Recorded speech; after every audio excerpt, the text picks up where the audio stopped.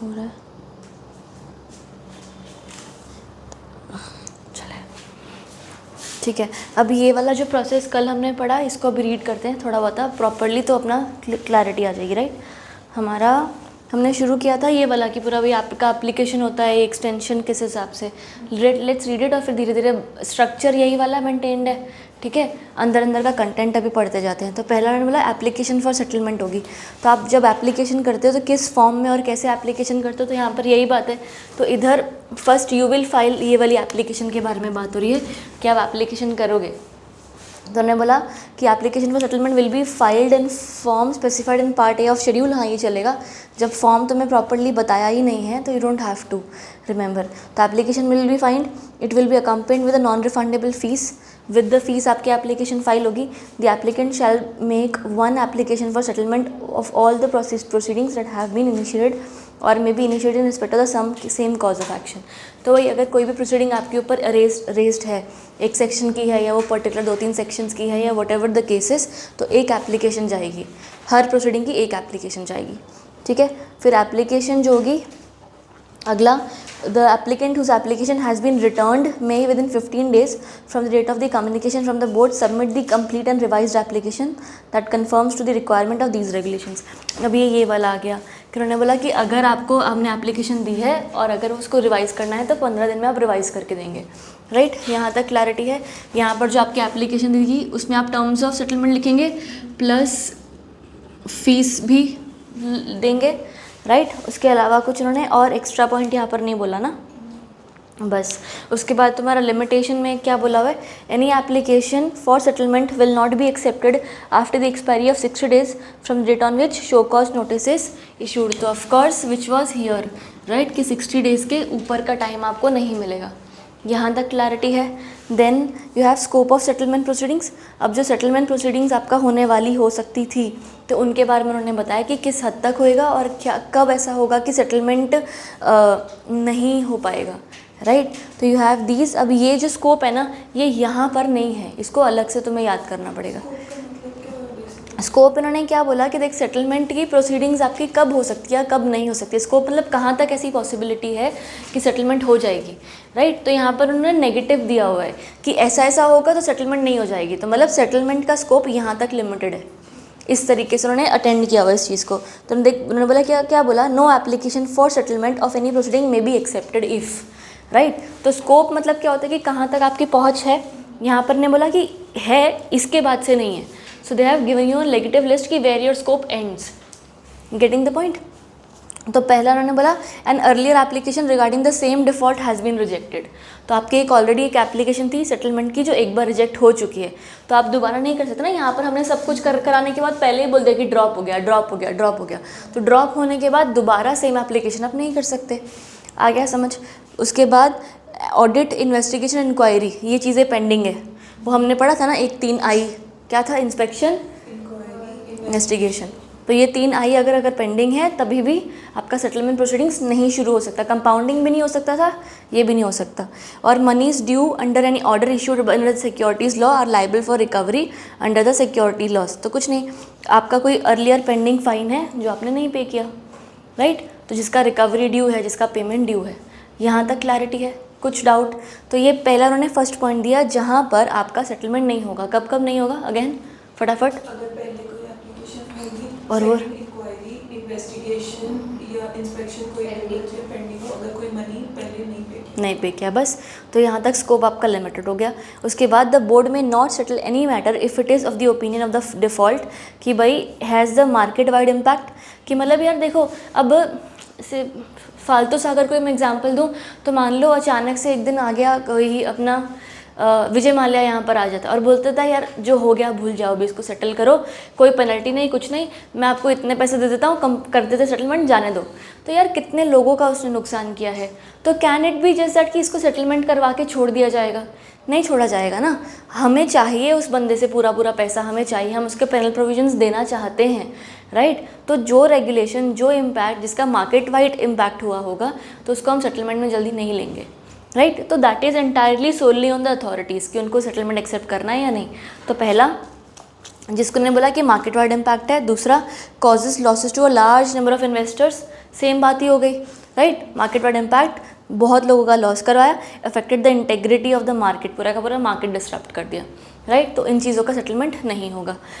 Other than that, they have given you some general points ऐसे, apart from the provisions let down above, board will take into consideration the following factors। अब ये ऐसा point नहीं है जिसके वजह से बस नहीं होगा, ऐसे हमने मना नहीं किया कि स्कोप यहाँ पर लिमिटेड है, हमने बोला ये कंसिडरेशन में लिया जाएगा, राइट। तो इसके सारे पॉइंट्स मत करना। पहला हमने बोला where the applicant has refunded और disgorge the money is due to the satisfaction of the board. Whether बोला ना कि ये कंसिडरेशन में लिया जाएगा। आपका सेटलमेंट प्रोसेस हाँ बोलने से पहले, सेटलमेंट प्रोसीडिंग्स की एप्लीकेशन एक्सेप्ट करने से पहले हम चेक करेंगे कि क्या आपने जो पैसे देने थे, जो पैसों की रिकवरी होनी थी, क्या वो आपने पैसा पे कर दिया, ठीक है। इसलिए वेदर बोला है, whether the application has refunded और disgorge the money is due, जो भी आपकी मनी ड्यू थी क्या वो आपने पे कर दिया, डिसबर्स कर दिया, right.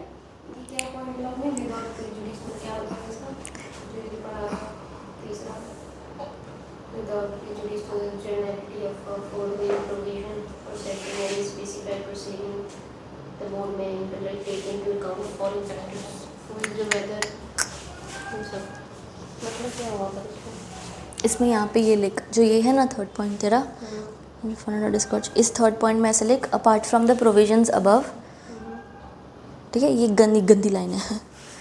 Apart from the provisions above, board will take into consideration the following factors for acceptance। हाँ, the board will take into consideration following factors for क्या गया, for acceptance of any application, ठीक है। अब ये points आ गए, मतलब ये इनको कंसीडर करना, ये कहना चाह रहे हो? हाँ, बस कि हमने ये वाले पॉइंट्स तो बोल दिए कि ऐसा हुआ तो तुम्हारी सेटलमेंट नहीं होगी, स्कोप लिमिटेड यहाँ तक। इसके बाद ये जो ये पॉइंट्स है ना, इन पॉइंट्स ने बोला कि हम सेटलमेंट को हाँ बोलने से पहले चेक करेंगे कि आपने पुराना पैसा दिया है ना। This will be taken into the consideration, हाँ बोलने से पहले सेटल। अब तुम्हारे इतने मान लो 10-10 लाख का फ़ाइन पड़ा है और तुम उसको पे नहीं कर रहे और बोलो सेटलमेंट करा दो, जाने दो। अरे तो हमें तुम्हारी नीयत ही नहीं लग रही कल को पे करने वाली। पॉइंट समझ में आ रहा है? तो इसीलिए हम पहले ही चाहते हैं कि भाई सब सेट हो जाए। So whether you have paid the money, ये हमेशा बोला जाता है, नहीं बोलते चलान लेकर आओ, कि आपकी पेमेंट का प्रूफ लेकर आओ। तो ये क्या है कि आपने पहले पेमेंट कर दिया, उसके बाद हम सोचेंगे कि सेटलमेंट करना है कि नहीं करना, क्योंकि पेनल्टी तो वैसे भी देनी है, भले प्रोसीडिंग में जाओगे भले सेटलमेंट में जाओगे, राइट। तो एक उन्होंने ये बोला कि क्या आपने पूरा डिस्बर्समेंट लिखा है वहाँ पे, भले डिस्बर्समेंट लिख दो कि आपने सारा मनी डिस्बर्स कर दिया है, जो अमाउंट रिकवर होना था आपसे क्या वो अपने आप पे कर दिया है, पहला पॉइंट, ठीक है। दूसरा, whether the applicant has provided any exit opportunity और purchase option to the investors in compliance with the securities law. ये समझो, याद है कि अगर कंपनी कोई आपसे फंड्स लेती है तो बिफोर अगर मान लो उसने प्रोस्पेक्टस को कुछ चेंज किया या कोई फंड्स चेंज किए, ऑब्जेक्ट चेंज किया, तो ऐसा बोलते हैं ना कि शेयर होल्डर को एग्जिट अपॉर्चुनिटी दो। याद है, this is the main provision कि अगर आप अपनी कंपनी का कोई भी मेजर चीज़ चेंज करते हो तो हमें शेयर होल्डर्स को एक एग्जिट अपॉर्चुनिटी देनी ही पड़ती है, राइट। तो उन्होंने ये पूछा कि क्या आपने एग्जिट अपॉर्चुनिटी दी थी। अगर आपने as per the market regulations, as per the securities law, जहाँ पर भी एग्जिट अपॉर्चुनिटी आई थी, क्या आपने वहाँ पर एग्जिट अपॉर्चुनिटी दी थी कि नहीं दी थी, ठीक है। तो whether the applicant has provided an exit और purchase option to the investors in compliance with the securities law. आया समझ। अगला पॉइंट उसने क्या बोला, whether the applicant is in compliance with the securities law, कि सारे लॉ को कंप्लायंस किया कि नहीं किया, और लास्टली एनी अदर फैक्टर। बस इतने ही पॉइंट्स काफ़ी हैं, ये 4 पॉइंट्स, राइट। तुम्हारे बाकी ओके। उसके अलावा रिजेक्शन ऑफ एप्लीकेशन, अब यहाँ पर उसने बोला कि ऐसे ऐसा होगा तो हम रिजेक्ट कर देंगे। तो घुमा फिरा के स्कोप वाले पॉइंट्स और ये वाले पॉइंट्स सिमिलर आएंगे अभी, है ना। तो बस यहाँ पर देखो, पहले इन्होंने क्या बोला, एप्लीकेंट रिफ्यूजेस टू रिसीव और respond to the communication sent by the board. आपको कोई रिवाइज करने के लिए बोला, आपको कोई कम्युनिकेशन भेजी है, कुछ बोला है और अब वो उसको रिस्पॉन्ड नहीं कर रहे हो, तो हमको लगेगा कि आपने अबैंडन करके रखी है अपनी एप्लीकेशन, आपको फ़र्क नहीं पड़ता। और हमारी थोड़ी प्रॉब्लम है, तुम्हारी प्रॉब्लम है ना। इस वक्त who is in the need, you are in the need, so you have to reply, you have to come up front and accept your faults, pay the fines, pay the duties, right. तो पहला। उसके अलावा applicant does not submit or delay the submission of information or documents etcetera. आपके documents मांगे, आपने वो पे नहीं किए।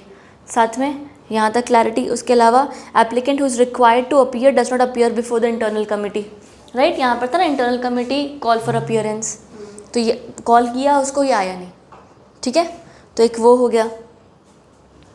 फिर where the applicant violates in any manner the undertaking and waivers, मतलब क्या हुआ, अंडरटेकिंग एंड वेवर्स का क्या मतलब हुआ, कुछ सोच के देखो थोड़ा सा, इसी प्रोसेस के अंदर है वो, violets the undertaking and weavers.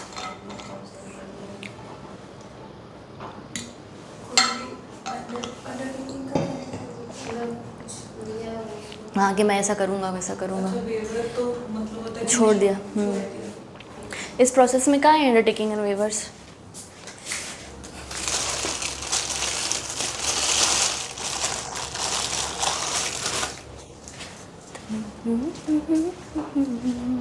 या फिर वो कोई सेटलमेंट के टर्म्स का वेवर हाँ एग्जैक्टली। मॉनेटरी तो आपके पैसे हो गए, जो नॉन मॉनेटरी हो गई वो आपकी अंडरटेकिंग हो गई कि मैं ऐसा करूँगी, या तो नॉन मॉनेटरी में आपकी वेवर हो गया कि मैं ऐसा नहीं करूँगी आज के बाद, राइट। तो आपने अपने ही अंडरटेकिंग, अपने ही वेवर यानी कि अपने ही सेटलमेंट टर्म्स को आपने अबैंडन या तो नहीं माना, आया समझ, तो तभी भी आपका रिजेक्ट हो जाएगा, शाबाश। उसके बाद अगला क्या है, हाँ फेल्स टू, बस वो तो वाला यही वाला कि जो हमने उसके अंदर पे नहीं किया तो वो ड्रॉप हो जाएगा।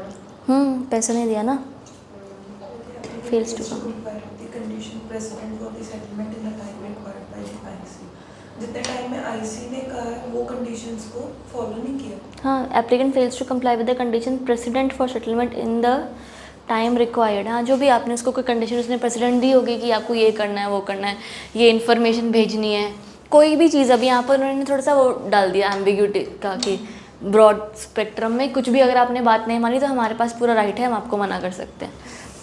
आया यहाँ था, आया था स्कोप,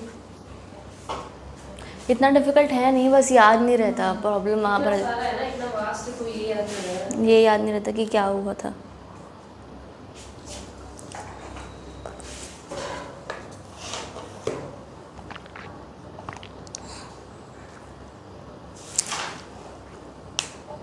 ओके अगला अब आया ये वाला तुम्हारा withdrawal of application.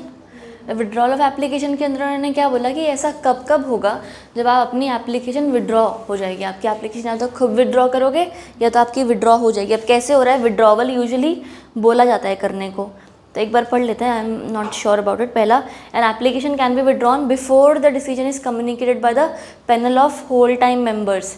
However, once the application is withdrawn, no application can be made for a similar default unless a recommendation has been made by the high-powered advisory committee. तो वही withdrawal आप खुद ही कर रहे हैं, right? As suggested कि withdrawal आप खुद कर रहे हैं। अब मान लो तुम्हारे settlement proceedings में तुम घुस गए, सब कुछ चल रहा है, तुम्हें ना बीच में लगा कि नहीं करनी सेटलमेंट फालतू, ये क्या है, ये पूरा खेले जा रहे हैं, इतना सारा लंबा टाइम मुझे नहीं चाहिए, इससे अच्छा प्रोसीडिंग करूँगा, मैं जज को पैसे खिलाऊंगा, जीत जाऊँगा। उसके दिमाग में कुछ भी आ गया, रैंडम थॉट, तो he himself withdrew from the application कि मुझे नहीं करनी सेटलमेंट, राइट। अगर आपने एक बार विड्रॉ कर दिया और उसके बाद आपको मान लो कहीं गलती से अक्कल आ गई कि अरे यार सेटलमेंट ही कर लेते, जज तो है नहीं, ये तो कुछ हो नहीं रहा, मेरा तो कुछ बन नहीं रहा, आप दोबारा जाना चाहते हो, अगर आप दोबारा जाना चाहते हो तो फिर आपको इसकी HPAC का अप्रूवल लगेगा। दोबारा अगर आपको सेटलमेंट में जाना है, एक बार आपने विड्रॉ किया, उसी चीज़ के लिए दोबारा सेटलमेंट में जाना है ना, तो इसका हाई पावर्ड एडवाइजरी कमेटी का रिकमेंडेशन अप्रूवल लगेगा, ठीक है। और इन्होंने ये नहीं बोला फर्स्ट उसमें कि विड्रॉ कर सकते हैं टाइम देने से पहले, वन टाइम क्या नाम मेंबर को देने से पहले, मतलब हाँ मतलब सब कुछ होने से पहले विड्रॉ करोगे ना, जो पैनल वाला है आपका, लास्ट उसके बाद में दे देगा, हमने ये कर दिया, उसका विड्रॉ नहीं हुई, खत्म ही हो गया, उसके बाद तो ख़त्म ही हो गई। हाँ उसके बाद तो ये तो रिजेक्ट होएगी या हाँ होएगी, तो यहाँ पर इनका जवाब आने से पहले पहले ही आपका होगा। Once the application is withdrawn it can be, हाँ चलो ठीक है, decision is communicated by the panel, right. तो आपका सेटलमेंट होने से पहले पहले आप विड्रॉ कभी भी कर सकते हो। Decision communicated by the panel यानी कि इनके पास पहुँच गया है और इनके पास भी पेंडिंग है ना, तभी भी आप विड्रॉ कर सकते हो। इन्होंने यहाँ पर होता ना हमने डिसीजन एक्सेप्ट या रिजेक्ट का, ये करने से पहले पहले आप विड्रॉ कर सकते हो, ये लास्ट स्टेप है, इसके पहले आप विड्रॉ कर सकते हो। आया उसके बाद तुम्हारा such an application may be considered subject to the increase of at least 50% of the settlement amount determined. इसका मतलब सोचो क्या हुआ यहाँ पर, इन्होंने पहले क्या बोला, अब इन्होंने थोड़ा सा ना इनको भी ईगो आ गया है कि तुम पहले होशियारी मारे आए सेटलमेंट में, तुमने हमारा टाइम वेस्ट किया, हमने तुमको एंटरटेन किया, तुम सब किए, internal committee, high powered committee, ये सारे बंदे सब कुछ कर आके तुम आगे पहुँचे। पैनल ने डिसीजन लेने वाली तो तुमने विड्रॉ कर लिया, अब तुमको चाहिए कि मेरे को वापस आना है, तो हम तुम्हें आने दे देंगे, लेकिन अब तो हमारा ईगो है, राइट। पहले तुमने हमें ठुकराया, अब तुम वही इंतकाम वाला अब देखेगी। अब ये लोग क्या कर रहे हैं एग्जैक्टली यहाँ पर 2 चीज़ें, पहला इनसे पूछो, ठीक है, सब कुछ होने से पहले इनसे पूछो, तुम्हारी सेटलमेंट की एप्लीकेशन तो हमने अभी देखी भी नहीं है, तुमने पहले विड्रॉ किया था, तो बस इसलिए पूछ लो कि तुम दोबारा आ रहे हो तो तुम्हें दोबारा आने देंगे या नहीं, अभी इसका मूड अच्छा होगा तो हाँ, नहीं तो नहीं, क्योंकि कोई रीज़न तो दिया नहीं है, राइट। एक पहला ये। दूसरा, जो तुम्हें सेटलमेंट ऑर्डर था ना पिछले बार में, जो सेटलमेंट ऑर्डर तुम्हारे पर आने वाला था कि भाई इतना पैसा, जो भी पैसा तुम्हारे पास आने वाला था, उस पैसे, मान लो पिछली बार 100 रुपये तुम्हें ऑर्डर, एग्जाम्पल 100 रुपये देने वाले हुए थे, तो इस बार उस 100 में कम से कम 50% और, यानी कि 150 तुम्हारा टोटल ऑर्डर अमाउंट हो जाएगा। आया, जो भी तुम्हें ऑर्डर अमाउंट देते उसका प्लस 50% और तुम्हारा हो जाएगा। आया पॉइंट समझ? ये वाला क्योंकि वहाँ तक तो हम पहुँचे ही नहीं, तो तुम्हारे जो मॉनिटरी टर्म्स ऑफ सेटलमेंट, तो यही तुम्हारा इन अ वे ऑर्डर होगा ना। पॉइंट सोच के देख, पता है क्या है यहाँ पर है ना, कंफ्यूज क्या होते हैं हम लोग कि भाई वहाँ से वो लोग कुछ ऑर्डर करने वाले हैं, राइट, पर ये ऑर्डर इनका खुद का दिमाग तो है ही नहीं, ये हमने ही बताया है कि हम क्या देंगे। Fees is a different thing, order amount is a different, entirely different thing. 50% of order amount. 50% of the one, if you want to understand, you can understand कि 50% of the terms of settlement का monetary part, ठीक है, because that entirely will be the order amount later on, क्योंकि इसी को ही तो बार बार revise करवाने बोल रहे हैं हम लोग, राइट। तो इवेंचुअली ये लोग यही बोलेंगे कि तुम्हारे टर्म्स ऑफ सेटलमेंट हमने मान लिए हैं, तुम्हारी सेटलमेंट हो गई है, ये हमारा ऑर्डर है, ऐसा। तो इवेंचुअली वही होगा। सो बस वही, जो भी आपने पहले मॉनिटरी बोला था ना कि मैं 100 रुपये दे दूंगी, अब आपको बोलना पड़ेगा मैं 150 रुपये दे दूंगी। आया? अब ये 100-150 तो बहुत कम है, बट अगर तुम मान लो ऐसा है कि मैं 50,000 दे दूंगी, तो मैं अब तुम्हें 75,000 देने पड़ेंगे, right, because you have to add on 50%, at least 50% to that amount. आया समझ? उसके बाद तुम्हारा इफेक्ट है, effect of pending application on specified proceedings. ये ना नॉट इम्पॉर्टेंट मार्क कर लो, वैसे एक बार ऊपर से रीड कर लो, बट नॉट इम्पॉर्टेंट है, ठीक है, क्योंकि इतना कुछ है यहाँ पर, तो जो चीज़ें नहीं ज़रूरी है वो मार्क ही कर लो, नॉट ज़रूरी। इफेक्ट ऑफ पेंडिंग एप्लीकेशन क्या होगा? इसका सिर्फ फर्स्ट पॉइंट नहीं समझता है मुझे, सेकंड तो समझ गया आप कि अगर कोई प्रोसीडिंग चल रही है, हमने सेटलमेंट के लिए कर लिया, तो वो ऑन हॉल्ट हो जाती है, तो हमने पहले भी पढ़ा। हमने ये क्या पढ़ा था, हमने वो पता है इसमें नहीं है, पहले पढ़ा था मैंने कि अगर ऑनगोइंग प्रोसीडिंग है तो प्रोसिक्यूशन है तो क्या, तो ये वही है। फर्स्ट पॉइंट में क्या लिखा, देखो, filing of an application for settlement of any specified proceeding shall not affect the continuance of the proceedings save that the passing of the final order shall be kept in abeyance till the application is disposed of. Simple है, इतना बस लिखा उन्होंने घुमा के। हमने prosecution, यानी पिछला चार्ट याद करो, तुम्हारे पास होगा, हमने प्रोसिक्यूशन में पढ़ा कि प्रोसिक्यूशन बिफोर और ऑनगोइंग। जो ऑनगोइंग है अब वहाँ पर आ, क्या ऑनगोइंग में अगर तेरा ऑनगोइंग प्रोसिक्यूशन है और तूने उसको स्टे करके सेटलमेंट का फाइल कर दिया, यहाँ पर तुम काम कर रहे हो, इस प्रोसिक्यूशन का क्या होगा तब तक? स्टे हो जाएगी। यहाँ पर वही लिखा है कि इसको कोई फ़र्क नहीं पड़ेगा, ये स्टे हो जाएगी जब तक तुम्हारा उसको वो वहीं रहेगा, कुछ नहीं होगा इसको, पर जब तक तुम्हारा वहाँ पर ऑर्डर नहीं आ जाता। अगर ऑर्डर आ गया तो ये ड्रॉप, अगर ऑर्डर नहीं आया तो ये कंटिन्यू। तो इसीलिए इसने बोला कि इसको फ़र्क नहीं पड़ेगा, so that if that order does not come around that thing will start from then and there, ऐसा, ठीक है। सो यहाँ पर वही, save the passing of the final order, मतलब save in the sense unless there is a passing of the final order this entire thing will continue. आया पक्की बात? और अगले पॉइंट में, where the application is filed in case proceedings that में be initiated against the applicant such proceeding shall not be initiated, मतलब ये before वाला है। फर्स्ट पॉइंट ऑनगोइंग वाला था, सेकंड पॉइंट बिफोर वाला है कि बिफोर में अब तक इनिशिएट ही नहीं की गई है, और अगर इनिशिएट नहीं करेंगे जब तक वो वाला ऑर्डर नहीं आ जाता। सेट है? क्लैरिटी? चलो शाबाश। अगला तुम्हारा सेटलमेंट टर्म्स। अब ये सेटलमेंट टर्म्स उन्होंने बस अभी मजे में दे दिए हैं कि तुम्हारे टर्म्स कैसे कैसे से हो सकते हैं, राइट। तो उन्होंने पहला बोला क्या कि settlement terms include a settlement amount and non monetary terms. पहला कि which includes the following: suspension and cessation of business activities, कि ये अब से हम हम आपसे काम रोक देंगे।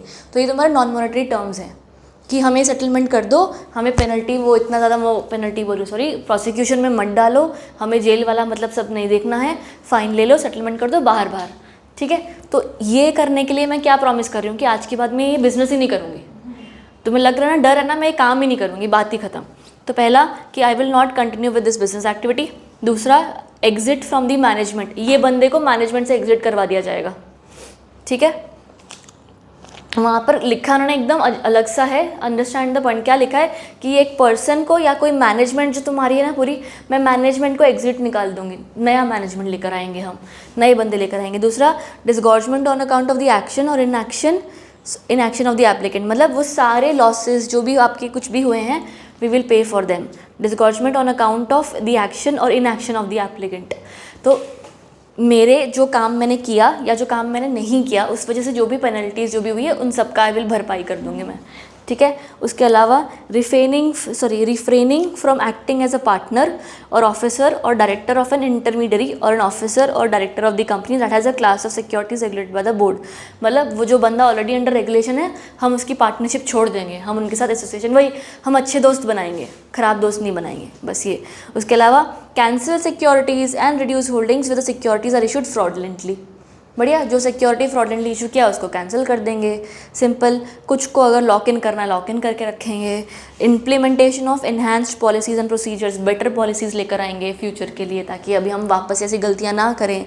And we will provide training to the employees. बढ़िया, सेट है, क्लैरिटी है। तो इसमें से अब जो पॉइंट याद होता है, नहीं होता है, नहीं होता, सेट। अब आगे उन्होंने बोला मनी रिसीव थ्रू, ये चलेगा, ये फंड, ये जो एक्चुअली ना क्या होता है ना, कि अब जैसे तुम्हारा पैसा कहाँ जा रहा है उसके बारे में बात हो रही है। Usually whatever money you receive you give, actually whatever money you give in case of penalties और settlement, it goes to the consolidated fund of India, CFI में जाता है।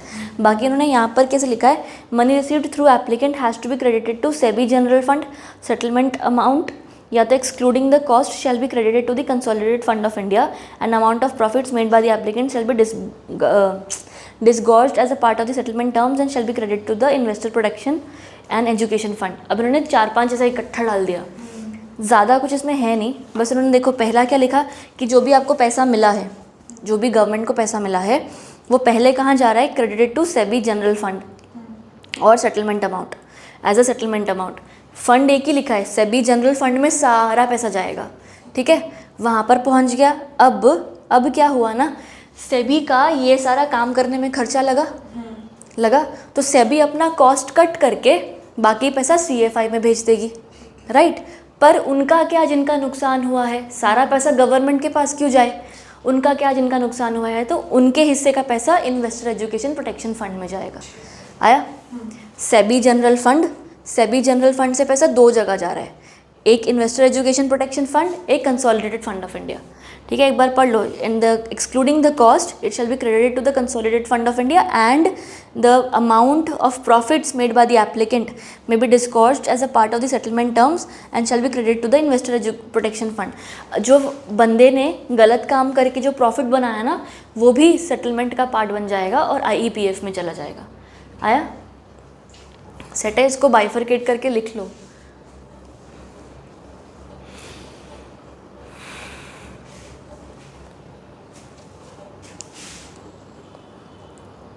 लिख ही रहे तो ग्रुप में भेज दियो, सारे कर ही लेंगे, है ना। यहाँ तक डन है तुम्हारा।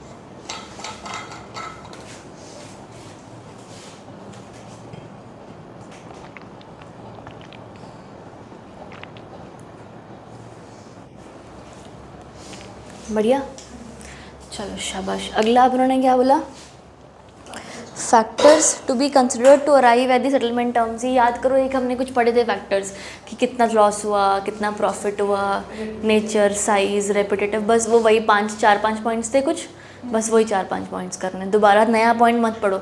जब चीज़ वही पूछिए तो बार बार नया लिख के क्या करेंगे, तो वही फैक्टर्स। ठीक है, आगे अभी इंटरनल कमेटी पर आ गए। अब इन्होंने ना, मैं तुमको उस दिन कल बता रही थी ना, इंटरनल कमेटी इनका कंपोजिशन और सब दिया हुआ है इन्होंने, तो बस अब इन्होंने कंपोजिशन देना शुरू कर देना है, क्योंकि इन्होंने घुमा फिरा के हल्के हल्के तुम्हें प्रोसेस बता दिया है। Right, now they will talk about the ये वाला कि भाई क्या हुआ क्या नहीं हुआ। एक बार अब तक का सब कुछ रेजोनेट हो रहा है ना, कहीं पर कोई डाउट तो नहीं हो रहा। तो चलो इंटरनल कमेटी के बारे में, an officer of the board not below the rank of chief general manager and such other officers as may be specified by the board. तो उन्होंने बस कंपोजिशन दे दिया कि इंटरनल कमेटी के अंदर कौन है, चीफ जनरल मैनेजर के ऊपर के रैंक का कोई भी बंदा। ठीक है, एंड सच अदर ऑफिसर्स कि कौन है, कितने हैं, शाबाश, अच्छी बात है, नहीं बताया यहाँ तक। ठीक है, अगला अब उन्होंने बोला high powered advisory committee. High powered advisory committee का उन्होंने बोला कि अब इसके अंदर for consideration and recommendation of the terms of settlement, इसके लिए आते हैं ये लोग वही आगे, क्योंकि अब ये लोग क्या करेंगे, एचपीएससी वाले, ये लोग आगे पैनल को एडवाइस करेंगे कि एग्जैक्टली टर्म्स सही है नहीं है, क्योंकि पैनल वाले इतना टाइम नहीं लगाएंगे, उनको फाइनली अभी ऑर्डर पास करना है। So they will just advise the panel कि आगे क्या करना चाहिए, क्योंकि एक बार इनके रिकमेंडेशंस के साथ आगे चला गया, उसके बाद पैनल वाले फिर वो रिवाइज वाला खेलते हैं ना। तो बस यहाँ तक तुम्हारा डन है। आगे अब इन्होंने बोला क्या तुम्हें कि इसका कंपोजिशन क्या होगा, वही अगेन जुडिशियल मेंबर, जज ऑफ सुप्रीम कोर्ट या हाई कोर्ट, तो एक वो बंदा हो गया।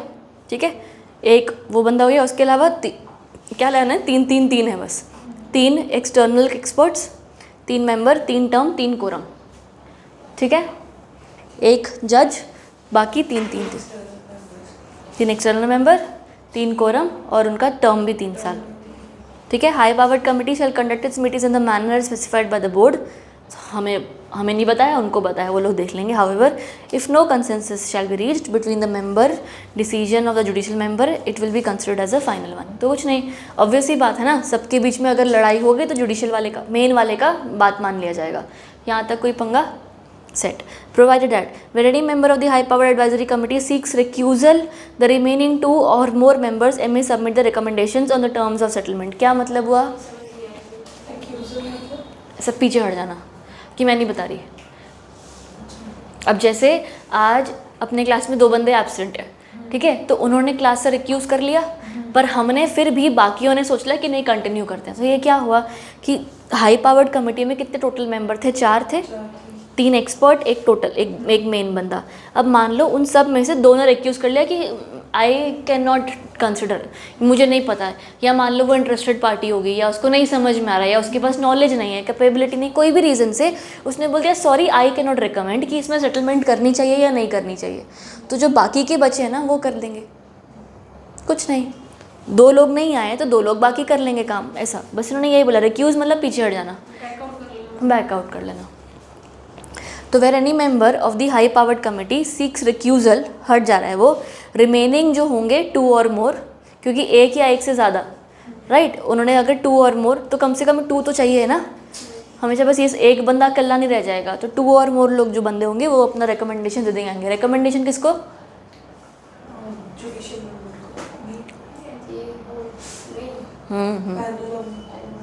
क्योंकि इनके काम तो यही था ना, हमने पहले ही पढ़ा कि इनका काम है इनको रिकमेंडेशन देना।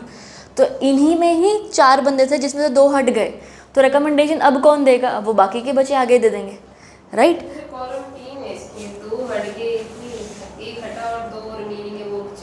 हाँ चला लेंगे, सही, बस है अब इन्होंने अपनी बात पे नहीं रह रहे। ठीक, उसके बाद वेर नो कंसेंसस और मेजॉरिटी में भी रीच्ड, मान लो हुई नहीं बात, इनकी पूरी नहीं पड़ रही, सही नहीं तरीके से मेजॉरिटी आ रही, क्योंकि 4 बंदे हैं ना आपस में, अभी घबरा के करना क्या है, तो मेजॉरिटी नहीं आ रही। The recommendation made by the judicial member shall be considered to be the recommendation of the high powered advisory committee. नई मेजॉरिटी आई तो जो जज बोलेगा वो मान लिया जाएगा, ठीक है। अगर कुछ भी नहीं समझ में आ रहा तो जज बोलेगा मान लिया जाएगा, अगर मेजॉरिटी नहीं आ रही जज बोलेगा मान लिया जाएगा, अगर 2 बंदे नहीं आए तो जो आए हैं उनका मान लिया जाएगा, ठीक है, यहाँ तक। उसके बाद committee and in case of recusal of the, मान लो जुडिशियल मेंबर ही हट गया, अब क्या करें, अब तो ये लोग परेशान हो जाएंगे ना, फिर क्या, कुछ नहीं, the recommendations of the remaining 2 और मोर मेंबर शैल बी सबमिटेड। तो इनको कोई फ़र्क नहीं पड़ता कोई आ रहा है कि नहीं आ रहा है, लोग अपना काम कर लेंगे। जो भी बंदा नहीं आ रहा है बाकी के बंदे कर लेंगे, तो इतना बोलने की ज़रूरत ही नहीं थी। फिर उसके अलावा 2 और more members shall be submitted for consideration to the panel। उसके अलावा and where all but one of the member of high powered committee recuse themselves। अब सारे पीछे हटे। एक ही रह गया खाली, अब तो कोई नई कमेटी, तो शुक्र है वो एक बंदा नहीं करेगा, नहीं तो मेरे को तो एक नई कमेटी बना दी। The board may constitute another high powered advisory committee. आ गया, बस सेट। तो अगर मेजॉरिटी नहीं बनी तो क्या होगा? तो रिमेनिंग मेजॉरिटी नहीं बनी तो उसका जुडिशियल मेंबर का वेरी गुड, ठीक है। अगर डिसीजन आ ही नहीं पा रहा है तो डिसीजन नहीं ले पा रहे वो लोग, तो भी जो जुडिशियल मेंबर बोलेगा वो रिक्यूज़ हो गए, तब जो बचे हुए हैं वो जुडिशियल मेंबर रिक्यूज़ हो गया तो सीधा खुद ही मेंबर कर लेंगे, नहीं आ जाएगी। बढ़िया। Procedure of settlement. अब ये लोग को लग रहा है कि मैं प्रोसीजर बता देता हूँ, पीछे क्या कर रहे थे पता नहीं। अब इन्होंने बोला कि अब हम प्रोसीजर खेलेंगे। तो पहला प्रोसीडिंग्स होंगे बिफोर द इंटरनल कमेटी, तो वही सेम लाइंस उन्होंने रिपीट करनी है अब दोबारा। देखो क्या होगा, पहला application is refer to the internal committee to determine whether the proceeding may be settled and settlement terms as per the regulation. सही, कि इंटरनल कमेटी के हिसाब से हम बात करेंगे। तो पहला इंटरनल कमेटी ये 3 पॉइंट्स क्या हैं? Call for information, call for appearance और रिवाइज द टर्म, वही है ना। तो बस ये सेम 3 पॉइंट यहाँ पर आ गए। Call for relevant information, B call for personal appearance और सी में permit the applicant to submit revised settlement term. कितने दिन में? 15 दिन में। शाबाश, 15 वर्किंग डेज, 15 हमेशा याद रखना, ठीक है। The propose settlement terms if any shall be placed before the high powered committee. भैया, हाई पावर्ड एडवाइजरी कमेटी। उसके बाद proceedings before the high powered advisory committee जाएगा। तो internal committee will place settlement terms before the HPAC and the committee would take into consideration the application, settlement terms or revise settlement terms जो भी। तो हम इसने उनको दे दिया, अब उसने बोल दिया कि हाँ मैंने एक्सेप्ट कर लिया है। तो इसने बस एक्नॉलेजमेंट दे दी कि I have received the settlement application and your recommendations as well, क्योंकि उन्होंने दिए थे ना रिकमेंडेशंस आगे, एंड योर रिकमेंडेशंस। साथ ही साथ जो तुमके सेटलमेंट टर्म्स थे उसको भी मैं पढ़ रहा हूँ, भले वो सेटलमेंट टर्म्स ओरिजिनल वाले भी हो सकते हैं या रिवाइज्ड वाले भी हो सकते हैं। अब उसके पास आ गए। अब वो क्या करेगा, जो तुम्हारे फैक्टर स्पेसिफाइड है ना और मटेरियल अवेलेबल ऑन रिकॉर्ड, ये दोनों पॉइंट्स कट कर दो। एक तुम्हारे कुछ फैक्टर स्पेसिफाइड जैसा पॉइंट है वो कट कर दे, हाँ। और सेटलमेंट के ऊपर वाला क्या पॉइंट है?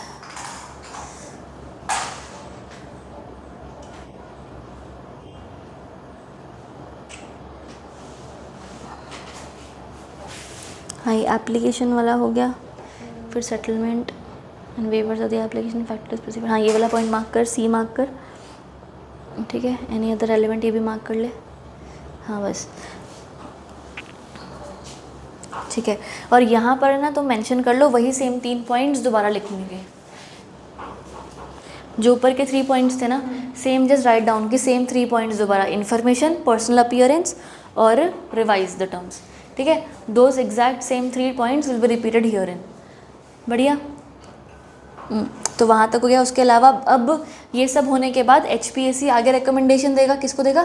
पैनल होल टाइम मेंबर्स को। तो भाई recommendation of the high power advisory committee shall be placed before the panel of whole time members. अब होल टाइम मेंबर बोलेगा हाँ मैंने एक्सेप्ट कर लिया है, हाँ मेरे पास आ गए हैं। वो सेटलमेंट टर्म्स भले रिवाइज्ड होंगे या ओरिजिनल होंगे, सब कुछ करके उसने बोल दिया कि वेरी गुड, थैंक यू। तो panel of whole time members shall consider the recommendations of high powered and may accept और reject the same. Where proceedings of the high power advisory committee to settle the specified proceedings are rejected, the panel of whole time members shall record reasons for rejection। अगर उसको अच्छे नहीं लगे recommendations या जो भी, तो वो रिजेक्ट कर देगा और रीजंस बता देगा। ये वाला रिजेक्टेड कि भाई रिजेक्ट कर देगा तो रीजंस बता देगा कि क्यों रिजेक्ट किया। आ गया यहाँ तक? जो ये वाला था, हाँ, ये जो तुम्हारे WTM था, इसने बोला कि मैं रिकमेंडेशंस तुम्हारे या तो हाँ बोलूँगा या तो ना बोलूँगा। अब देखो पॉइंट कहाँ तक आ गया ना, तुम लास्ट बंदे के पास पहुँच गए हो। तो अब मुझे किसी इधर उधर बंदे की सेटलमेंट की एप्लीकेशन नहीं पढ़नी है, मुझे अपनी कमेटी के बारे में पढ़ना है कि तू क्या सोचता है। समझ रहे हो बात? कि यार अब जैसे कोई बच्चे ने शरारत करी है और फिर उसको पहले टीचर ने डांटा झाड़ा सब कुछ कर दिया, पनिशमेंट दे दी ये सब, उसके बाद वो टीचर उसको प्रिंसिपल के पास लेकर गई, ठीक है। तो प्रिंसिपल के पास जाकर बच्चा नहीं बोल रहा होता मैंने क्या किया, टीचर ही बोल रहे होते ना कि इसने ऐसा ऐसा ऐसा किया। तो यहाँ पर ये वही हो रहा है, पहले इंटरनल कमेटी में गए तो घर पे झड़े, उसके बाद हाई पावर्ड कमेटी टीचर ने झाड़ा, टीचर अभी जाकर इनको बताएगी। तो अब तुमसे कोई बात नहीं कर रहा है, तुम्हारा हो गया। नाउ HPAC का रिकमेंडेशंस पैनल के पास जा रहे हैं, राइट। तो पैनल वाला पहले तो उसको रिकमेंडेशंस को अगर अच्छे लगे तो ठीक है, वो चलो बात करते हैं। इसमें पॉइंट में क्या लिखा है कि अगर वो रिजेक्ट करता तो कैसे करेगा, रिजेक्ट करेगा तो रिजेक्ट डायरेक्ट ड्रॉप कर देगा प्लस रीजंस के साथ, तो रीजंस दे देगा।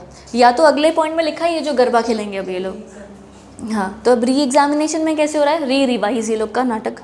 तो where the recommendations of high powered committee have been rejected, the panel may return the application for re-examination of the settlement terms and thereafter the procedure as applicable in case of an original application shall be followed by the internal committee and the high powered committee।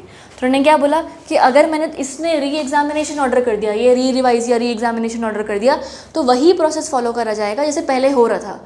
तो वही मतलब पूरा फिर शुरू से करेंगे, तो जो हमने बोला यहाँ से यहाँ, यहाँ से यहाँ, यहाँ से यहाँ, यहाँ से यहाँ, ठीक है। The entire process will be followed from by the internal committee and the HPAC। आ गया, सेम लिखा है यहाँ तक, क्लैरिटी अभी तक। अगला पॉइंट अभी, where the panel of whole time member accepts the recommendation of the high powered advisory committee to settle the specified proceedings, the applicant shall be issued a notice of demand. किया हमने, accept किया तो demand notice 7 दिन के अंदर अंदर, ठीक है।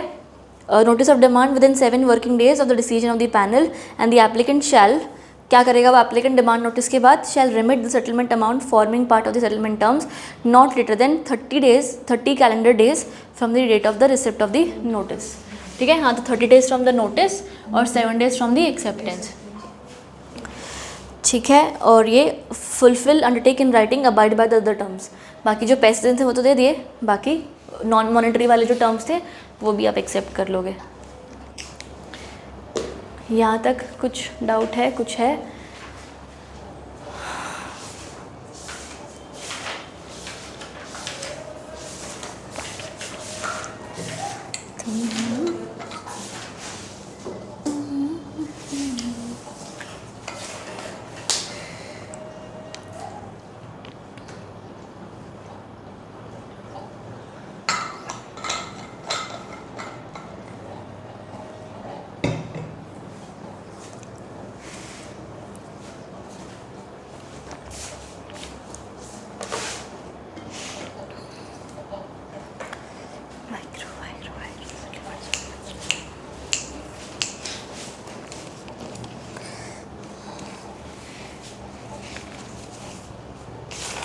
आगे अभी लिखना शुरू करेंगे समरी सेटलमेंट का छोटा सा प्रोसेस।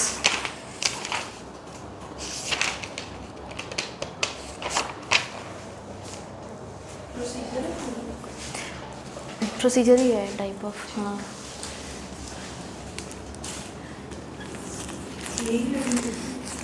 हाँ जी, हाँ जी।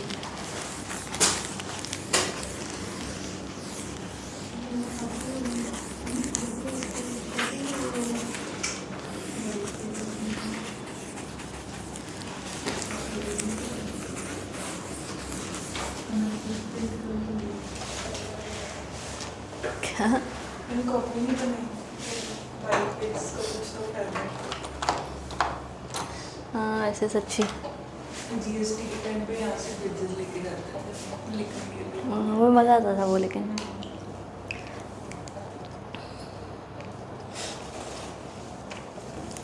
अब तक जो हमने सेटलमेंट प्रोसेस पढ़ा उसके अंदर तुम टर्म्स बना रहे थे, तुम्हारा टर्म अगर पसंद नहीं आता तो 3 लोग आगे बैठे थे कि मुझे पसंद नहीं आया दोबारा बना के लाओ, मुझे पसंद नहीं आया दोबारा बना के लाओ, राइट। पैनल तक हम आपको आपके ही टर्म्स चेंज करने को बार बार बोल रहे थे, यहाँ तक ठीक है। इसको अगर समरी करना है तो कैसे करें, तुम ही बता दो क्या करना है। आप हमें बार बार बोल रहे हो ना, तो the easiest way to do it summarise is कि आप बता दो आपके हिसाब से क्या टर्म है, हम एक्सेप्ट कर लेंगे। तो हट गया, आधे से ज़्यादा रास्ता तो हट गया, राइट। सो बस मेन उन्होंने समरी में मेन यही चेंज किया है, ठीक है। सेटलमेंट के टर्म्स कौन बना रहा है वही चेंज कर दिया, ठीक है। तो पहला अब तुम्हारा अगेन वही सेबी से शुरू होगा सिलसिला जो भी आपका होगा। तो सेबी का जो आपका वही एडजुडिकेटिंग ऑफिसर या जो भी बंदा होगा वो क्या करेगा, आगे आपको क्या भेजेगा, शो कॉज नोटिस। ठीक है, ये शो कॉज नोटिस जो आपको भेजेगा कंपनी को, यहाँ पर पहले 30 डेज़ का था ना, तो अब समरी हो गया, तो हाँ सॉरी पहले 60 था राइट, तो अब आधा कर देंगे हम उसको, अब आप 30 डेज़ कर देंगे।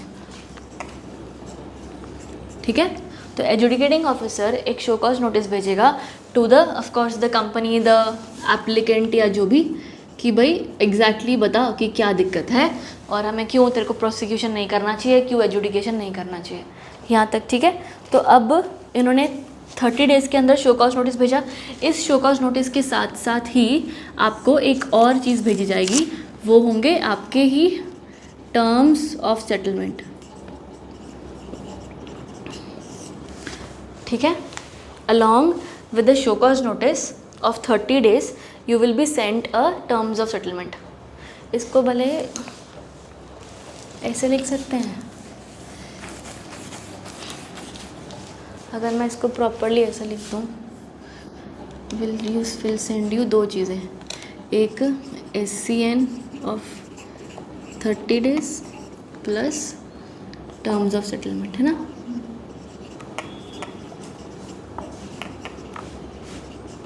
चलो सेट, एक आपने ये कर दिया। अब जब आपने ऐसा किया तो आपने इनको भेजा इधर, अब कंपनी का क्या रोल होगा, राइट, तो हम वो देखना है। तो कंपनी आपके पास क्या करेगी ना, वंस इट इज़ सेंट तो company will reply to this, correct, तो अपना एप्लीकेशन अपनी सब कुछ फाइल करेगी। तो इधर ना हम ऐसा करते हैं, जैसे ही ये आया कंपनी को, company will do the following things. पहला, फाइल एप्लीकेशन, वहाँ पर भी यही था ना, 60 डेज़ में जब आपके पास SCN आया तो आपने सेटलमेंट की एप्लीकेशन भरी, राइट। दूसरा, remit the amount of settlement, easy, पैसा दे दो। उसके अलावा थर्ड, एक्नॉलेज या तो अग्री कर दो, agree to the non monetary terms.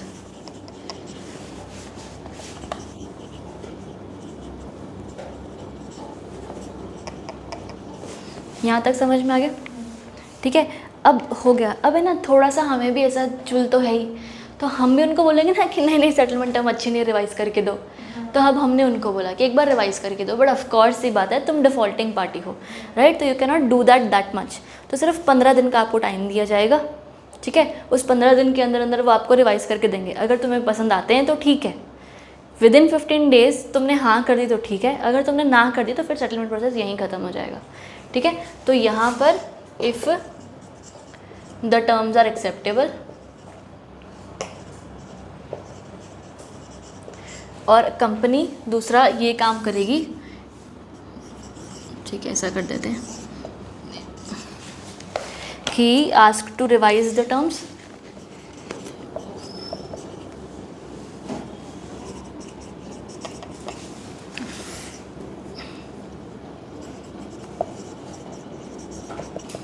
Ask to revise.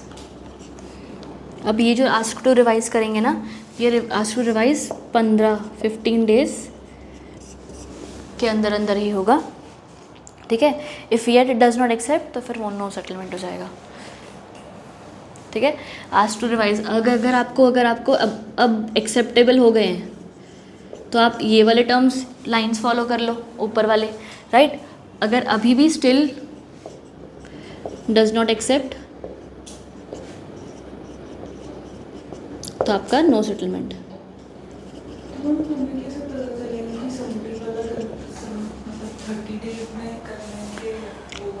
वो आपकी फिर वो मर्ज़ी है ना कि आप किस में जाना चाह रहे हो। यू वांट इट स्पीडी तो you ask them give me the terms I will receive. कुछ अभी अच्छी बड़ी बड़ी कंपनीज है तो दे डोंट वांट, वो क्यों करेंगे, बोलते तो क्या पैसा लो और ख़त्म करो, छोटी मोटी गलतियाँ तो होती रहती हैं, राइट। तो दे will just go for the summary one, उसकी अलग फीस, उसकी अलग क्राइटेरिया होगा। करेक्ट, बाकी आपकी मर्ज़ी है। तो अब जैसे यहाँ पर कितने 15 दिन हैं और यहाँ पर तुम्हारे 30 डेज़ थे, तो बस ये सारा काम 45 डेज़ में हो जाएगा, ठीक है। ये रीजन में company if ask for revise ना, हाँ। अनएक्सेप्टेबल। हाँ, मतलब अगर आपने रिवाइज़ करने यहाँ पर, हाँ ये मतलब मैंने वैसे बोला कि अगर इफ़ द यहाँ पर जैसे मैंने लिखना था ना कि अगर तुम्हारे टर्म्स एक्सेप्टेबल हैं तो ये वाला चीज़ होगी, तो इसको मैंने इसलिए यहाँ पर लिखा कि if the terms are acceptable, तो ये 3 पॉइंट्स हैं। अगर if the terms are unacceptable,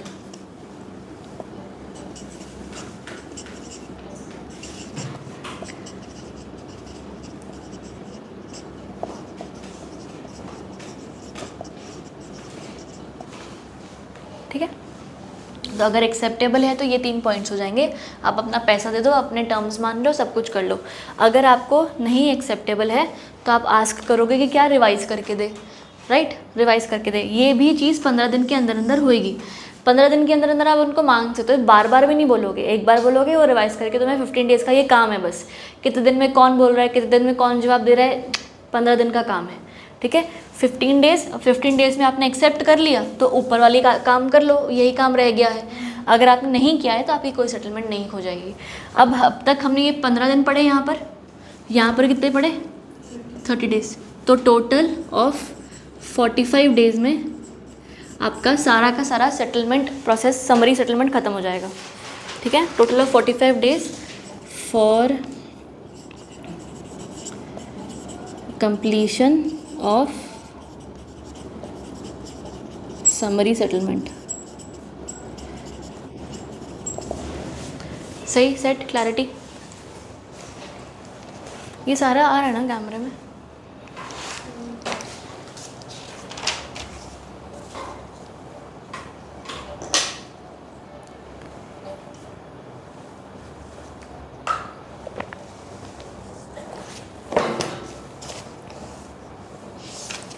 IC के ऊपर भी बोर्ड होगा, पहले बोर्ड के पास जाएगी फिर आईसी के पास। Board is nothing but the SEBI का एजुकेशन ऑफ, हाँ वही, जैसे ये जो हमने यहाँ पर एजुकेटिंग ऑफिसर लिखा ना, यही बोर्ड है। एवरीथिंग इज़ दिस ओनली, ऐसा। क्योंकि आप जब भी अप्लाई करोगे, जैसे हमने नहीं कर रहे थे कि हम कंपनी में आरओसी को अप्लाई कर रहे थे ना, हम यहाँ पर सेबी के बोर्ड को अप्लाई कर रहे हैं, ठीक, यहाँ तक। चलो शाबाश। आगे अब क्या है तुम्हारा, ये पढ़ लेंगे फटाफट से। Summary settlement procedure, before initiating any specified proceedings board may issue a notice of summary settlement calling upon the person to whom the notice is served to file an application and submit a settlement amount or submit any undertaking in non monetary terms for the following defaults। चल, तो उन्होंने कुछ भी ढंग से बोला नहीं, process नहीं बताया। उन्होंने बोला क्या कि अगर आपको सेटलमेंट करवानी है, अब एप्लीकेशन करो, हम आपको बोल देंगे कितना पैसा भरना है और कितना नहीं, बात खत्म। आपसे तो हमने पूछा ही नहीं, हम आपको बता देंगे कितना भरना है कितना नहीं, नॉन मॉनिटरी भले मॉनिटरी, सारा कुछ। अब ये उन्होंने बस फॉलोइंग डिफ़ॉल्ट दे दी, एम ए, इनको कुछ और मिला नहीं, समरी था तो उन्होंने डिफ़ॉल्ट दे दी कि आपने क्या करा हो सकता है, डिलेड डिस्क्लोजर किया हो सकता है, नॉन डिस्क्लोजर किया हो सकता है, जो चीज़ लेकिन ऑलरेडी स्टॉक एक्सचेंज पर लिस्टेड है, disclosure not made in specified formats, delayed compliance of any requirement laid down by the board या such the default as may be determined by the board. Understand the point. जैसे तुम पूछ रहे थे ना कि समरी वाला कब होगा, कैसे पता लगेगा, ऐसे पता लगेगा कि ये वाले डिफ़ॉल्ट्स होंगे तो ही समरी में जा सकते हो। अगर आपने कोई ग्रेव नेचर का डिफ़ॉल्ट किया है तो आपको समरी सेटलमेंट के काबिल नहीं हो आप। अगर आपने कोई डिलेड डिस्क्लोजर किए हैं, डिस्क्लोजर किया है एटलीस्ट, हटाया होता, छुपाया होता तो यहाँ नहीं जा पाते। अगर आपने डिलेड डिस्क्लोजर किया है, जिस चीज़ को आपने मतलब डिस्क्लोज कर दिया पर देर से, दूसरा नॉन डिस्क्लोजर किया पर वो चीज़ ऑलरेडी स्टॉक एक्सचेंज पर है, करेक्ट, हो सकता है अभी कोई छोटी मोटी चीज़ रह गई होगी। Disclosure made in not in the specified form, भी कितने सारे फॉर्म्स दिए हुए हैं, तुमने कोई दूसरा फॉर्म भर दिया, उनका इनपुट ही नहीं आया, ऐसा हो सकता है। उसके अलावा delayed compliance of any requirement, compliance किया पर लेट से और सच द डिफ़ॉल्ट। अगर आपने ये 5 तरीके के कंप्लायंसेस का नॉन कंप्लायंस किया है तो आप समरी में जा सकते हो, नहीं तो नहीं जा सकते हो। सॉरी, यहाँ तक क्लैरिटी है? बस बढ़िया, तब तक कोई डाउट? उसके बाद तुम्हारा नेक्स्ट क्या है अभी, the notice may within, वही अभी सेकंड पॉइंट से आ जाओ। The notice may within 30 days, 30 calendar days from the date of the receipt of the notice of settlement file a settlement application. वही 30 दिन वाला, remit the settlement amount as specified in the notice, comply और undertake to comply with non monetary terms as specified in the notice. फिर lastly आप rectification के लिए मांग सकते हो, ask for rectification of the calculation of settlement amount as communicated in the notice. Noticee यानी कि वो जो सेबी वाली बॉडी, ठीक है, नोटिसी हैज़ टू रेमिट, नहीं नोटिसी नहीं, सेबी वाली बॉडी थोड़ी वही एप्लीकेंट हुआ ना नोटिसी, तो जिसको रिसीव हो रहा है, noticee has to remit the amount within 30 दिन from the date of receiving the notice. However, if the board deems fit, in case of delay, it can grant an extension of not more than 15 दिन, ठीक है। After receiving the settlement amount and being sure that notice will comply with the terms of the settlement amount, board में pass an order of settlement। आ गया, clarity है यहाँ तक? कुछ doubt अभी तक? Extension of not more than, यहाँ पर एक्सटेंशन है ना, तो टोटल 15 डेज वैसे हुआ। हाँ हाँ, बस यहाँ पर जैसे ना आस्ट टू रिवाइज आपने किया और सब कुछ किया, तो ये इसलिए इसको मैं ऐसे लिखूँ क्या? रिवाइज वाला तो 15 डेज ही होगा, remit the amount of settlement हमने 30 तो डेज में करना है, मतलब वो तो amount within 30 days from, तो वो तो यही वाला 30 है ना, हाँ जी, 30 + 15, वो वाला 15 नहीं है। यहाँ पे आएगा ना जब कंपनी को मिल गया नोटिस, हाँ, तो हमने सेकंड पॉइंट किया ना, तो कंपनी, एप्लीकेशन फाइल करनी हाँ है। तो यही तो नोटिस है, कंपनी को और कौन सा नोटिस मिला है? एक ही तो नोटिस मिला है ना, तो वही SCN 30 डेज़ वाला है ना। तो आपको इसलिए तो बोला कि अगर ये आपको मिला कंपनी को, अगर एक्सेप्टेबल है तो ये तीनों चीज़ें 30 दिन के अंदर अंदर कर दो। आया समझ? तो ये तीनों 30 दिन के अंदर होगा। यहाँ पर सिर्फ एक बोला कि अगर आपको अमाउंट रेमिट करने में प्लस एक्सटेंशन मिल रहा है 15 दिन का, ठीक है, इसी बीच में अगर कुछ रिवाइज करना है तभी भी तुम्हारा 15 डेज़ के अंदर अंदर हो जाएगा। अब ये चीज़ अगर स्पेसिफिकली नहीं लिखी है तो अपने फिर कट कर देंगे, बाकी तो है ही, ठीक है। तो इसलिए टोटल ऑफ 45 डेज़ में तुम्हारा काम ख़त्म हो जाएगा। आया समझ?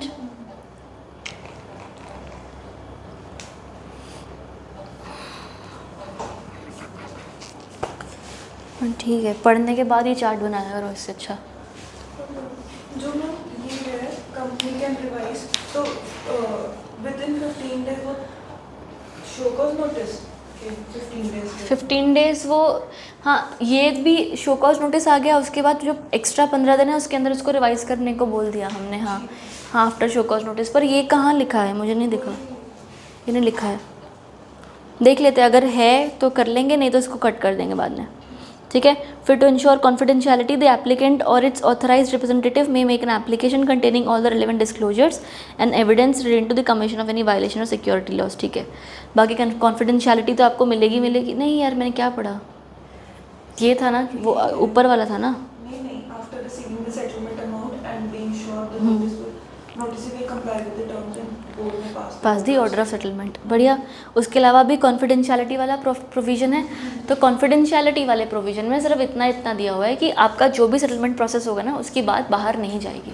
अब अंडरस्टैंड द पॉइंट, इन्होंने क्या बोला, एक है ना कॉन्फिडेंशियलिटी में लोग ऐसा बोलते हैं कि अगर ऐसा बाहर खबर चली गई कि भाई बंदे ने सेटलमेंट किया है, कोई पंगा किया था, इसने मैटर था, फिर उसने सेटलमेंट करवा के सब कुछ सुलटाया, तो इस वजह से कंपनी की पोजीशन, कंपनी का नाम ख़राब हो सकता है। ईजी है ना, शेयर प्राइस कम हो सकते हैं। तो अब ये कॉन्फिडेंशियलिटी वाले प्रोविजंस में आ गया कि हम आपकी पूरी कॉन्फिडेंशियलिटी मेंटेन करेंगे। बोल दिया उन्होंने कि हम कुछ नहीं बताएंगे बाहर, सब तुम्हारा नाम अंदर ही रहेगा। पर अगर कल को हमको पता लगा कि तुमने कंप्लायंसेस नहीं किए हैं, कोई इन्फॉर्मेशन मांगी तुमने नहीं दी है, कुछ छुपाया है, कोई मटेरियल फैक्ट कंसील किया है, कल को कोई ऑर्डर में कुछ तुमने घपला किया है या सेटलमेंट टर्म्स में कुछ तुमने कंप्लाई नहीं किया है, फिर हम तुम्हारा नाम डिस्क्लोज कर देंगे। तो confidentiality we will maintain everything, but उसके बदले हमें तुमसे भी सारा कंप्लायंस चाहिए। नहीं किए तो फिर हम सबको सब कुछ बता देंगे, फिर डरा के रखा है। तो settlement with confidentiality, any applicant can seek the benefit of confidentiality subject to condition imposed under this chapter which includes providing and continuing to provide true and complete disclosure of information. आ रहा है समझ? आपको confidentiality मिलेगी अगर आपने सब कुछ बताया है। दूसरा, कॉपरेट किया है fully, continuously, expeditiously throughout the investigation inspection. अगला, नॉट कंसीलिंग, डिस्ट्रॉइंग, मैनिपुलेटिंग और removing any relevant documents in any manner और not cease to participate in the violation of securities law. आया? बस अगर आपने ये पॉइंट्स को कंप्लाई किया है तो आपकी कॉन्फिडेंशियलिटी बनी रहेगी, हम किसी को नहीं बताएंगे। सेबी सिर्फ इतना नोटिफिकेशन जारी करेगी या कंपनी डिफॉल्टेड सेटलमेंट डन करके, ठीक है, तो नहीं बताएगी कौन था वो। To ensure confidentiality, the applicant or its authorized representative may make an application containing all the relevant disclosures and evidences relating to the commission of any violation of security law. आ रहा है? अब क्लैरिटी है, set है. आगे अभी ये 4 points ज़रूरत नहीं है, वैसे कुछ नहीं है, बस upon being satisfied board can ensure कि आपको बेनिफिट ऑफ कॉन्फिडेंशियलिटी मिलेगा. देयर अपॉन आपका जो स्टेटस है ऑफ द एप्लीकेंट वो प्रायोरिटी बेस्ड और कॉन्फिडेंशियलिटी बेस्ड मार्क कर लिया जाएगा. द बोर्ड में at any stage reject the application if information documents उनको लग गया कि फॉल्स है, तो ना कॉन्फिडेंशियलिटी ना प्रायोरिटी कुछ नहीं मिलेगा. An application made shall be made prior to any order of investigation. हाँ ठीक है, तो बिफोर इन्वेस्टिगेशन आप ये वाली एप्लीकेशन करो, क्योंकि उसके बाद करो तो फिर हमसे तुम चाहिए ही क्या. आ रहा है? पक्का पक्की बात. उसके बाद तुम्हारा कॉन्फिडेंशियलिटी का मतलब रहेगा following shall be treated as confidential. आपकी आइडेंटिटी, आपकी information document evidence furnished, however the identity of the applicant or such information may not be treated as confidential if required by law, if applicant has agreed in writing or it is deemed it has been a public disclosure by the applicant. मतलब क्या हुआ? required by law मतलब court ने मांग लिया, तुमने कुछ घपला किया है, कोर्ट के अंदर प्रोसीडिंग्स चल रही हैं और कोर्ट ने मांग ली, required by law हो गया. अगर तुमने खुद ही राइटिंग में दे दिया कि आप बता दो हमें फ़र्क नहीं पड़ता, या तो तुमने खुद कुछ एडवर्ट करके अपने डॉक्यूमेंट को पब्लिक कर रखा है, तब तो ये तीनों केस अगर कर दिए तो फिर क्या कॉन्फिडेंशियलिटी, जब तुमने ही बता दिया तो हम क्या तुम्हारी बात छुपा के रखें. आ गया यहाँ तक कोई डाउट? उसके बाद सेटलमेंट ऑर्डर्स, ये भी नॉट इम्पॉर्टेंट मार्क करो, सिर्फ हेडिंग आएगा इसका. ठीक है, इसमें पहला settlement of proceedings before the adjudicating officer and the board, तो वही सेटलमेंट आपका इनके सामने हो जाएगा, बोर्ड के सामने. उसके बाद settlement of proceedings pending before the tribunal of any court, तो वो इनके सामने. Service and publication of settlement order मिल जाएगा. और फाइनली सेटलमेंट स्कीम, ये ऐसी ये भी फालतू है तो कट ही कर दो. Letter on come to the point of effect of settlement order on third party or other proceedings. आ गए? चलो अब यहाँ पर क्या लिखा हुआ है ना, अ सेटलमेंट ऑर्डर ऑन, ये इसका effect on the third party का क्या मतलब हुआ कि मैंने और आपने, हम दोनों ने सेटलमेंट कर लिया. सेबी के तुमने सारे कंप्लाइंसेस कर दिए, सेबी ने बोल दिया ठीक है सब कुछ सेटलमेंट एवरीथिंग डन, तुमने हमें सारा मॉनेटरी सब कुछ दे दिया. उसका क्या, कोई थर्ड पार्टी का जिसका तुमने नुकसान किया है, वो शेयर होल्डर, वो बंदे, उनका क्या? तो उनके लिए और सेटलमेंट का कोई फ़र्क नहीं पड़ता. They want their money, right? So they want the application. If they file a case on you for this regard, तो फिर वो उनका हक है, उनके पास भी तो राइट्स है ना. क्योंकि तुमने मेरे साथ सेटलमेंट कर दिया इसलिए दुनिया में कोई भी तुमको कुछ नहीं बोलेगा, ऐसा तो नहीं हो सकता, राइट? तो तुमने जिसका दिल दुखाया है वो तो आएगा ही आएगा. तो बस अब ये हो रहा है. A settlement order under these regulations shall not be admissible as evidence in any proceeding relating to the alleged default not covered under the settlement order. तो एक चीज़ का तो ये हमेशा समझ के रखो कि कोई भी चीज़ जो सेटलमेंट के अंदर तुमने मानी है, तुमने एविडेंस दिया है, कोई फॉल्स कुछ भी चीज़ों को तुमने कुछ मान लिया कि मैंने किया है, ये चीज़ें कभी भी कोर्ट में एविडेंस के तौर पे एक्सेप्ट नहीं की जाती, एडमिसिबल नहीं होती. ठीक है, तुम वहाँ पे मुकर जाओ, तुम्हें कोई कुछ नहीं बोलेगा. ठीक. उसके बाद सेटलमेंट और ये हो गया, it will not affect the rights of third parties arising out of एलिज्ड defaults. आपने उनके साथ कुछ अगर गलत किया है तो उसके लिए उनके राइट्स का कोई इफेक्ट नहीं है. Where any person has obtained a settlement order which contains observations in respect of any other person for the commission of an alleged default, such an order shall not in itself be admissible in evidence against such other person. मतलब क्या हुआ कि मैंने मेरे settlement order में अपनी गलती तो मानी, साथ साथ में किसी और की भी मान ली कि हम दोनों ने मिलकर ये काम किया था, तो वो तो एम ही फंस गया बीच में, राइट? तो मेरे सेटलमेंट ऑर्डर में अगर मैंने किसी और को भी ले आई अंदर या उसकी भी गलती मनवा दी ज़बरदस्ती की, तो वो चीज़ भी एज एन एविडेंस नहीं मानी जाएगी. जो ये पूरा प्रोसेस है सेटलमेंट का, ये तो प्रॉपर अथॉरिटी के थ्रू हुआ है ना, तो ये भी कोर्ट में एडमिसिबल है. ये कोर्ट में अगर एडमिसिबल हो गया ना तो कोई सेटलमेंट में जाएगा ही नहीं. सोचिए देखना, अगर मैंने बोल दिया कि तुम, जैसे भाई बहन के बीच में बात हो रही है, तुम मुझे बता दे तूने वो कहाँ छुपाया, मैं मम्मी को नहीं बताऊंगी, यही बात हो रही है ना. तो हम यही कर रहे हैं कि मैं नहीं बताऊंगी, अगर उसने बता दिया फिर आज के बाद मैं अपने भाई को नहीं कुछ बताऊंगी. तो ये यहाँ पर वो हुआ कि फिर नोबडी विल देन सेटल. अगर कोर्ट में ही जाना होता तो मैं पहले ही कोर्ट में चली जाती, फिर मैंने ये वाला तुम्हारे साथ क्यों खेला. I have agreed. फिर हाँ, अगर इवेंचुअली तो अब आई एम सेफ ना. एक जैसे आपने अपना सारी बात आप अपने लॉयर को बता रहे हो, क्यों? क्योंकि वो कॉन्फिडेंशियलिटी है, राइट? तो ये यहाँ पर भी वही है कि भले इतना सब कुछ प्रॉपर है, but if it is admissible in the court तो फिर वो ऑफकोर्स ही बात है, कोर्ट में जाएगा ही जाएगा. फिर तो कोई भी चला जाएगा, भले ये सेबी का एजुडिकेटिंग ऑफिसर ही चला जाए कोर्ट में, वही केस कर देगा बंदे पे। आ रहा है? तो एक ये हुआ। Third, it will not affect the right of the third parties और it will shall not be admissible in evidence. बढ़िया, यहाँ तक सेट है, क्लैरिटी है। आगे अभी revocation of the settlement order. If the applicant does not comply, चल इतना खेल खाल के उसने ऑर्डर से कंप्लाई ही नहीं किया तो वो अब order revoke. If the applicant does not comply with the settlement order और board has the knowledge that the information given during the settlement is false, the order will stand revoked and the board will initiate to restore the proceedings. बढ़िया, set clarity. ये लोग अभी एक चीज़ हमने पढ़ ली है ना, अब उसके पीछे पीछे पढ़ जाएंगे लोग। अगला, where any settlement order is revoked, no amount paid under these regulation shall be refunded. पैसा भी गया, ठीक। पैसा जो आपने दिया है ना वो रिफंड नहीं होगा, ठीक है। अगला, कॉन्फिडेंशियलिटी, वो भी गई, वो तो हमने बोला ही था। सबसे पहले हम यही करेंगे। अब दोनों भाई बहन के बीच में बात हो गई कि नहीं बताऊंगा नहीं बताएंगे, कल को लेकिन अगर आपने उसको मारा तो आपने वो सारी गलतियां जाके बता देगा, बस कॉन्फिडेंशियलिटी भी गई। अगला, introduction of compounding provision in the competition act, एक लाइन लिखी है, NCLT करेगा, चलो ठीक। अगला तुम्हारा आ जाएगा अभी compounding under the FEMA act.